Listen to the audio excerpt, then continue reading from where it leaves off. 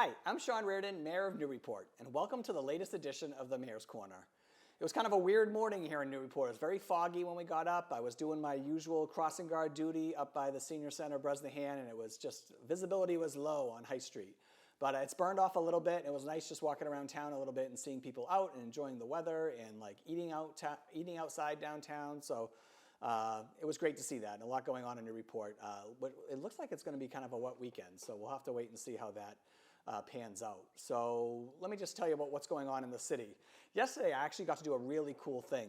I got to go into the State House for a bill signing, which I have never done before. I always feel funny about leaving Newburyport. I feel like I should be here. But at the same time, you know, this was an opportunity to kind of connect with our state leaders and really support you know, the bill that they were signing, and they were signing the $1 billion tax relief bill, which, you know, it was the first time a bill like this had been signed in over 20 years, so over 2 decades it took. And you know, this was years in the making, and it was great that the Healy-Driscoll administration could push this one over the finish line with the hard work of the House and the Senate as well. But it was just a really cool scene. I actually have not been to the State House a ton. I've been outside it a lot, but I think the last time I probably went was probably as a teacher on a field trip. So it had been a long time. And I know I went when I was a student at the middle school as well. But it was just really cool to be there. You know, I got to talk to the governor and the lieutenant governor a little bit. I was there with some other mayors. That was great.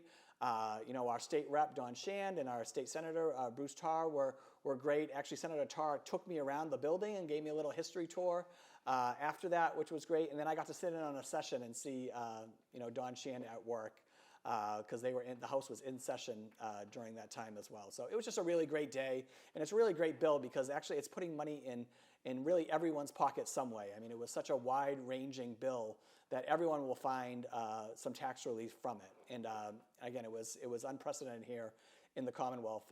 Again, 2 decades that something like this had been passed before. So it was really great, and it was great to be at the State House. And thank you to our state legislative team for the hospitality yesterday. What else is going on? So first I want to say this is the last week for our COA director, our Council of Aging director, Paula Burke.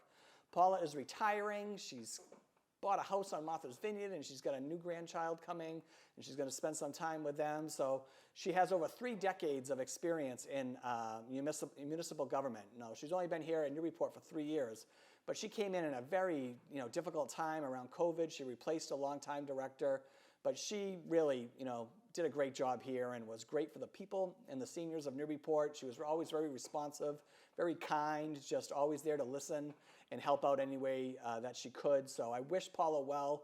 It's kind of bittersweet. I'm really excited for her in this next chapter, but we're sad to lose her here in Newburyport. We are in the process of hiring a new director, and so hopefully on the next Mayor's Corner, I'll have some news about that. But we're moving in that direction, so that's great.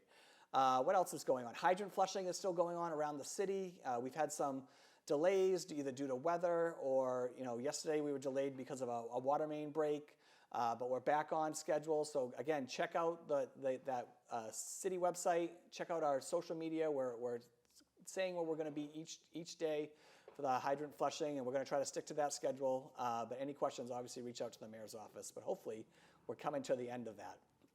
Just a little sad news. Joan Matthews died last week. Joan is a former First Lady of Newburyport, wife of the late Mayor Peter Matthews, and Joan was just one of the nicest, sweetest women ever.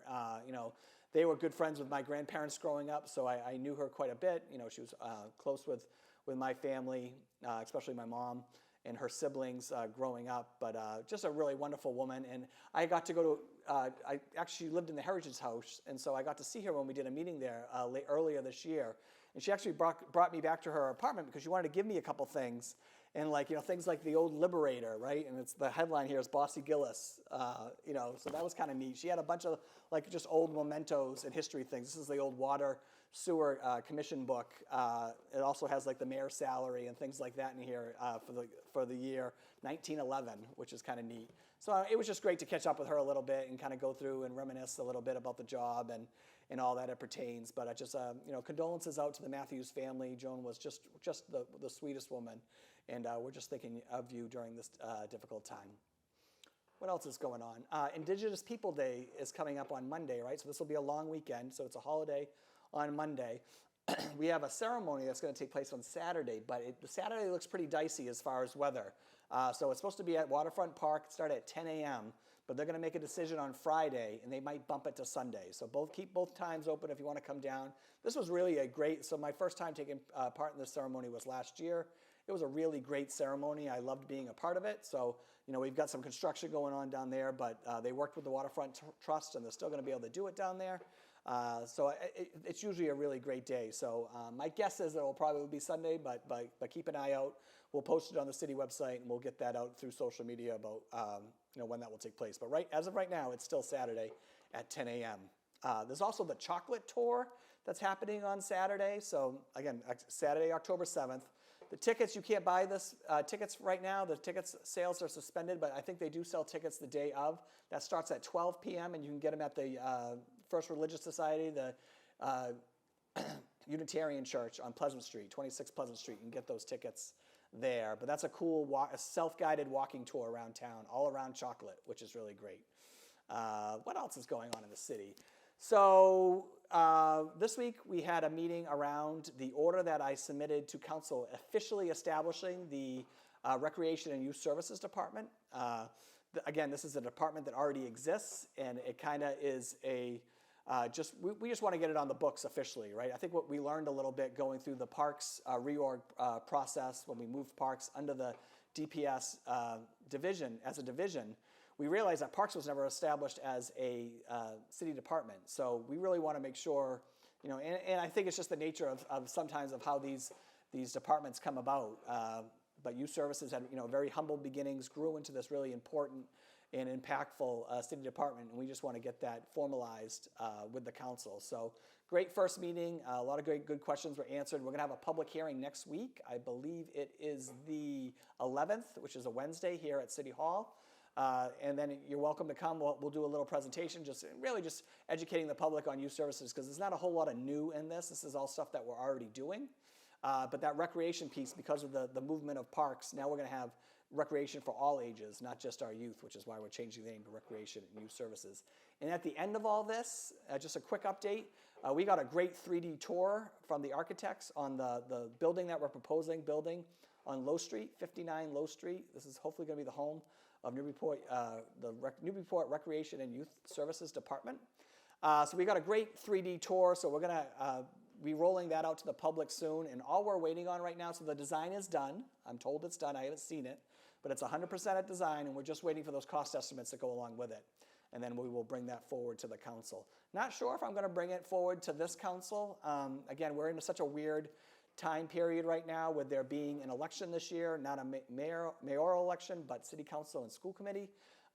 So I just don't know how much the city council is really going to take up these next few months. We'll have to wait and see. Things have been going pretty slow through there. But most likely it will be the new council that takes office in January that will take this up, the building at Low Street. Hopefully we can get through this order and officially establish the department here in the next few weeks, by the end of October, early November. So that's where we're at. But we're really excited. The 3D model for the building at 59 Low Street was just awesome. And talk about a city asset that everyone's going to be able to enjoy, not just our kids, which I think is going to be the main focus, but that's going to be a recreation space that everyone can enjoy here in the city. And it's right across the street from our biggest population of kids at the Mullinlock School. So excited about that. Another project that's going to be talked about more, and I'm just going to kind of tease it here, is this Whittier Tech Vocational School project. We're getting final numbers. I got an email today, but they were incorrect, so I'm asking for correct numbers, but I heard from some of the other districts. So we have 11 districts that feed into, 3 cities and 8 towns that feed into the Whittier Tech Vocational School District. Haverhill being the largest. I think we are actually the second largest. But they're proposing this really massive $420+ million school, which is important. Vocational education is incredibly important, and I'm a big supporter. But what they're asking out of their towns doesn't seem to be in line with that. We have 28 kids that attend the Whittier schools, and right now we're looking at anywhere from $40 million to $60 million that they would ask for Newburyport. And I can't even get a youth services building built for $5 million. So I don't know how they're expecting us to come up with $40 million. So we're going to have a lot more conversations around this in the next coming months. This will all lead up to a vote that each of the towns and cities will do. We're going to take an actual vote. You'll have to go to the polls and vote whether you support this project or not. So again, we have a lot more months. That's happening in January, towards the end of January. So I just wanted to tease that out there. That hasn't been talked about a lot, but that project's becoming very real, and it's going to be a real challenge for the other 10 cities and towns to support. So we've got to get all the information, and then we're going to have to try to make some decisions that are best for the citizens of Newburyport. But I wanted to tease that project. Right now we have 28 kids that go to Whittier, which is really important. And I think our school is actually really trying to do a good job trying to partner with ways to have some of these vocational pathways at our own high school as well. So there's a lot of things that are going to go into this conversation. So Whittier's coming up. Flash vote just happened. Over 900 people responded to our flash vote survey around trash, so thank you very much. We'll share those. I think if you haven't yet already, we're going to share the results of those and what kind of information we got from that. We still need crossing guards. I've been getting up every morning and doing my duty at the Bresnahan Senior Center on High Street, and I love doing it. I'm going to keep doing it, but we're down a couple spots around town. So if you're still interested, again, this could be part of the senior tax work-off program, but it's like a half hour in the morning, half hour in the afternoon. Great way to make a little extra money. And it's really great to see the kids every morning too, which I enjoyed to do. But again, we're still looking for crossing guards. Traffic and safety in general, I'm just going to tell everyone, slow down around Newburyport. I think being on High Street has really opened my eyes about some of the traffic and speeds that we're seeing. We're going to work with the police department and see if we can find some ways to mitigate that around the city, but please slow down. And I'm just going to end it with this. I do a lot of walking around downtown, picking up a lot of trash, and like I said, downtown looks pretty good. I know it can always be better, but it looks pretty good. But the one thing I see everywhere is cigarette butts. So one, if you smoke, stop smoking. You don't need to smoke. But no, if you do smoke, please throw your cigarette butts away. They are just everywhere downtown. It's the one thing that I think we could all do a little bit better job on, is making sure they get thrown away the right way. And that's all I'm going to say about that. We're trying to come up with some creative ways, maybe have some cigarette disposal receptacles around town. Maybe we can advertise businesses on them or something, but I'll talk to the chamber about that a little bit. But there's something we got to do, just because they're absolutely everywhere, and we should make it easier for people to dispose of their cigarettes if they decide to smoke, not harder. And it shouldn't be right that it's just okay to throw them on the ground. Okay, so that's my Mayor's Corner this week. It's October.